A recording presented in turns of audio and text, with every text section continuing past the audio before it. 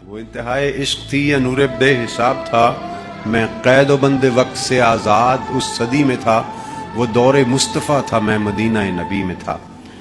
صحابی جاتے ہیں آپ صلی اللہ علیہ وسلم کے پاس اور عرض کرتے ہیں کہ جی آنے والے دور کا ہے امتی گناہ گار، ہند سے یہ ہے حضور، ہے مگر سیاہ کار۔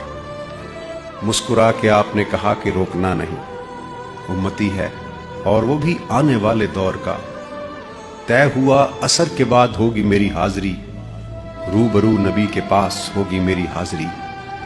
تصور عدالت نبی کیا تو ڈر گیا کہ جا کے کیا کہوں گا، میں تو سوچ کے ہی مر گیا۔ صحابی رسول نے کہا کہ بیٹھ جا یہاں، محفل حضور کے اصول سیکھ لے ذرا۔ بیٹھنا سکھا رہے تھے مجھ کو وہ کس طرح، چل کے بھی دکھا رہے تھے مجھ کو وہ کس طرح۔ یہ بھی کہہ رہے تھے خامخواہ سے منہ نہ کھولنا، بول کے بتا رہے تھے اس طرح سے بولنا۔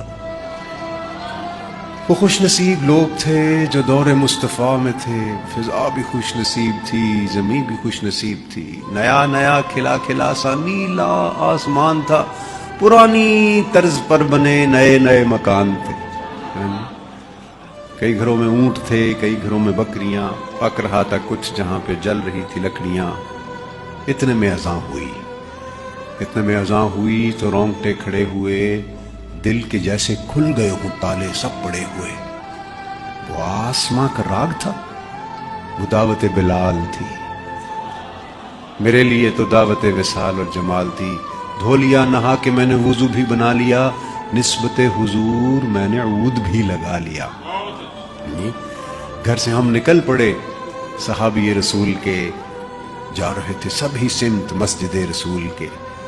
وہ دھڑکنیں عجیب تھی، وہ کپ کپی کمال تھی، کہ آنکھ اشک بار تھی، سراپائے ملال تھی، روح تھی کہ دید کی تڑپ تڑپ تڑپ تڑپ، دل میرا دھڑک دھڑک دھڑک دھڑک دھڑک دھڑک۔ ہر قدم پہ بڑھ رہا تھا شوق دید مصطفیٰ، اور ہر قدم پہ گھٹ رہا تھا فاصلہ حضور سے۔ مسکرا کے دیکھتے تھے یوں صحابہ کرام، جیسے کہ وہ جانتے ہوں کون ہے یہ نوجوان۔